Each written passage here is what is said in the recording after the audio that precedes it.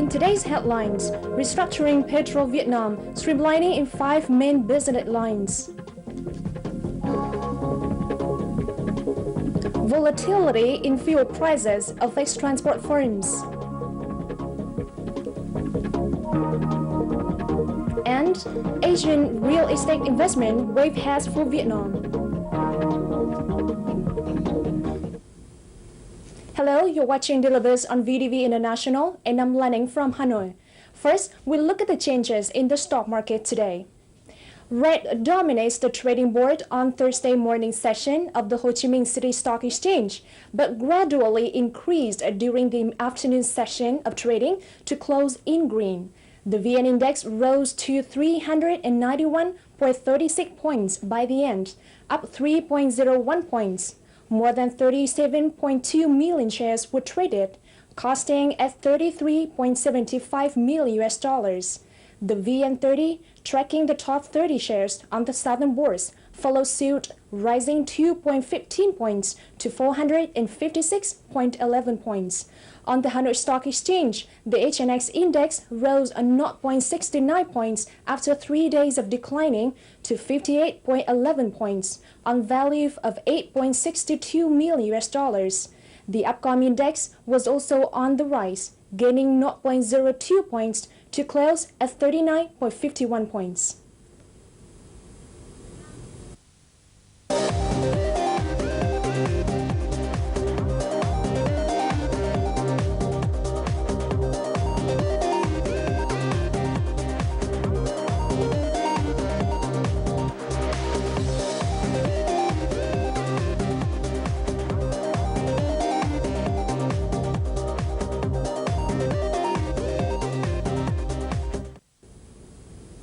Now following our stock report is the list of the biggest gainers and losers of the day.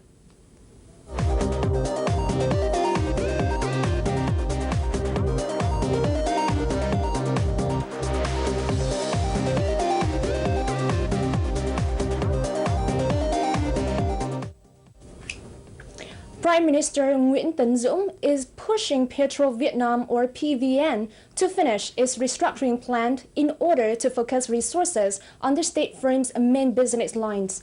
In particular, PVN must prepare to withdraw investments from the stock exchange, residential construction, real estate, and hotels. The restructuring also includes a plan for PVN to equitize the one-member Petro Vietnam Cà Mau Fertilizer Company and dissolve Petro Vietnam Finance Corporation. After restructuring, companies owned by Petro Vietnam would not have boards of directors, but be managed under a system of general director. The restructuring plan will be submitted to Prime Minister Dũng for approval this month.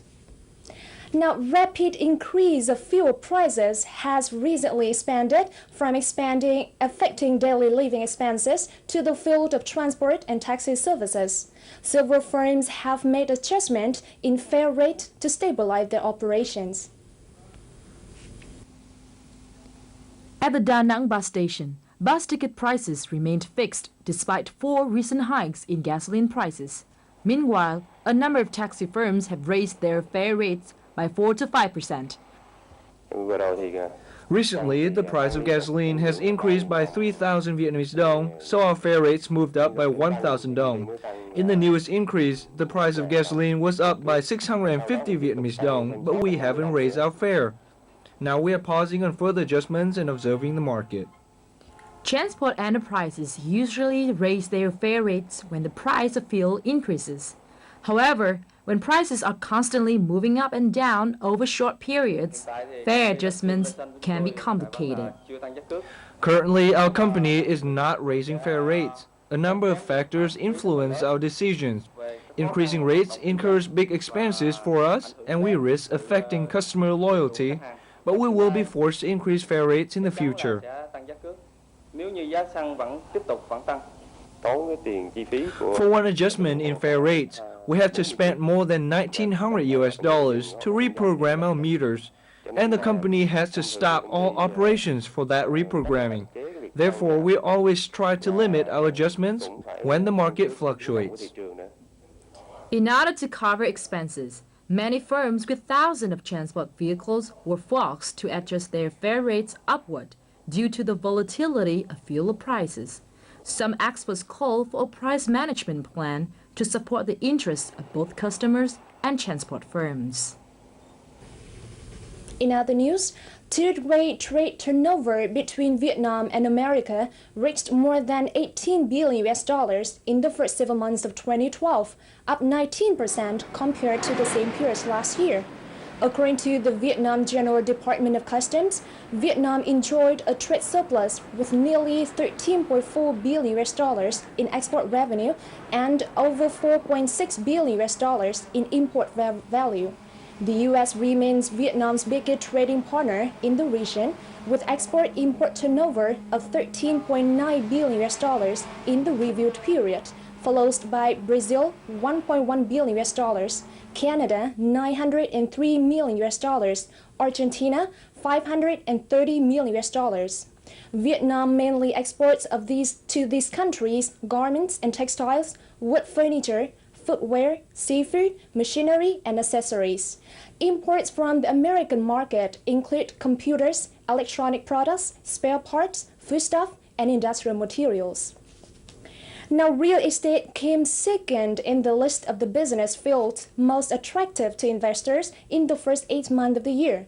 The total investment capital of projects in the field, including the capital of newly registered and expanded projects, reached $1.726 billion.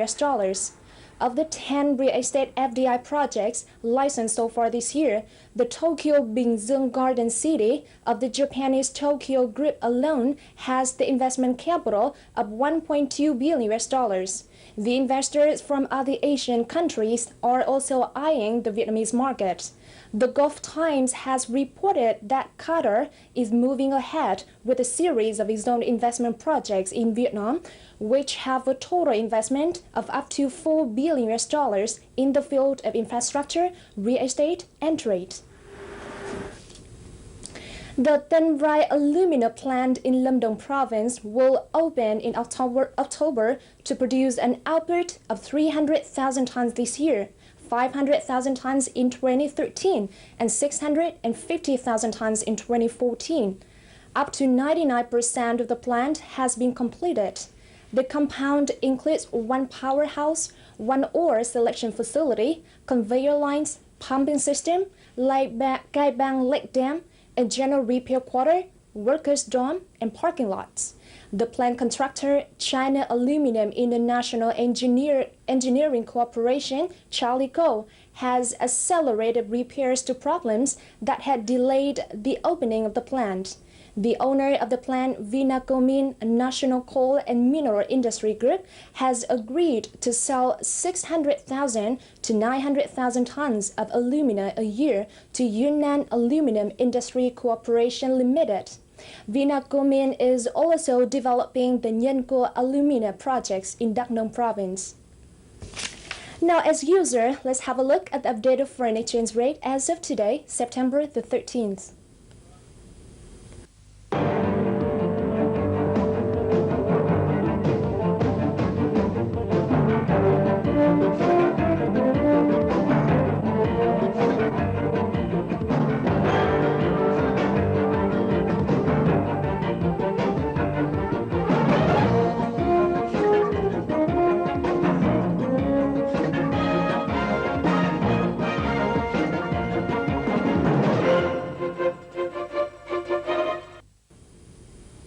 On September the 13th, HJC Gold was listed at 46.15 to 46.45 million Vietnamese dong per till in Ho Chi Minh City, but hovered around 46.3 to 46.45 million Vietnamese dong per till in Hanoi.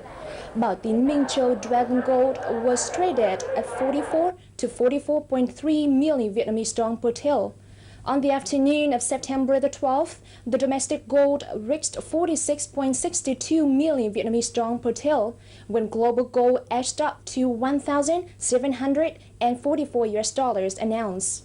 Economists predict, however, that gold prices will continue to rise as the German government plans to offer a 500 billion bailout fund for the Eurozone.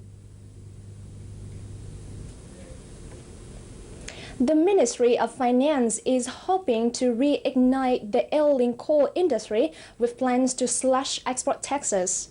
The proposal submitted to Prime Minister Nguyễn Tấn Dũng on Monday suggests halving the export tax on coal in a bid to entice foreign investors.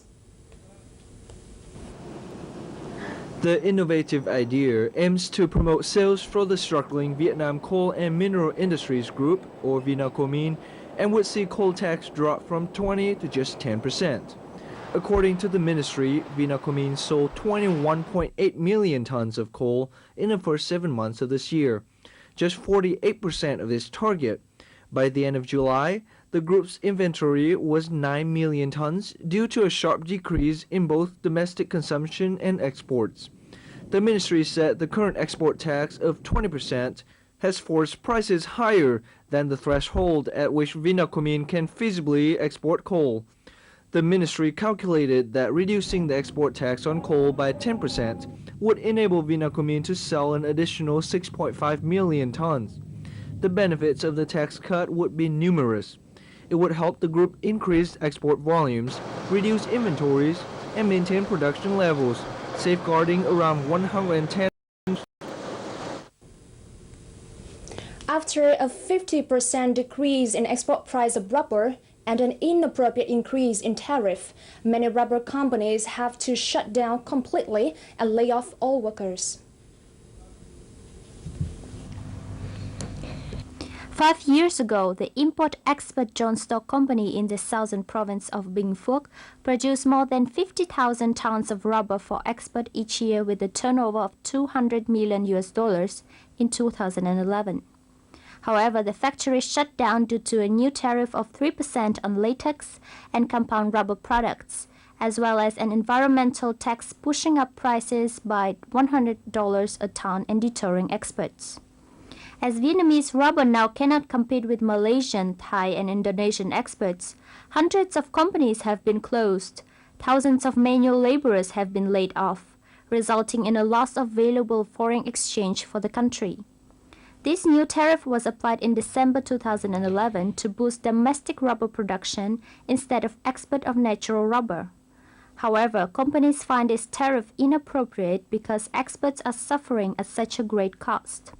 The Vietnam Rubber Association has sent a petition to the Ministry of Finance asking for exemption from PE package, which doesn't pollute the environment.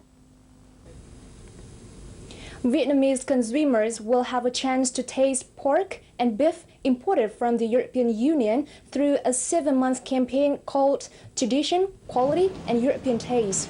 The campaign, which lasts from September 2012 to March 2013, aims to introduce and brings European pork and beef to Vietnam, according to the Union of Producers and Employers of Meat Industry, or UPMI, and the Polish Embassy in Vietnam.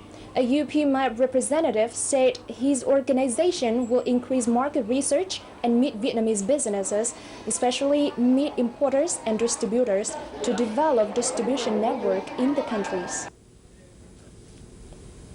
500 companies from more than 30 countries and territories participated in the International Tourism Expo of Ho Chi Minh City 2012. This expo was opened on September the 12th as the biggest national professional tourism event. With its motto, Vietnam, Laos, Cambodia, Myanmar, 4 countries, 1 destination, focused on skill and professionalism, the expo will be a great gathering for tourism enterprises of these nations in order to establish long-term cooperative relationship. This year's new activities include 4 countries of the Mekong River region's ministerial conference, Conference of Lower Mekong Tourism Cities Mayors, and programs called International Buyers and Local Buyers. And that's all we have for today's Economic Bulletin. Thank you so much for watching. Goodbye for now.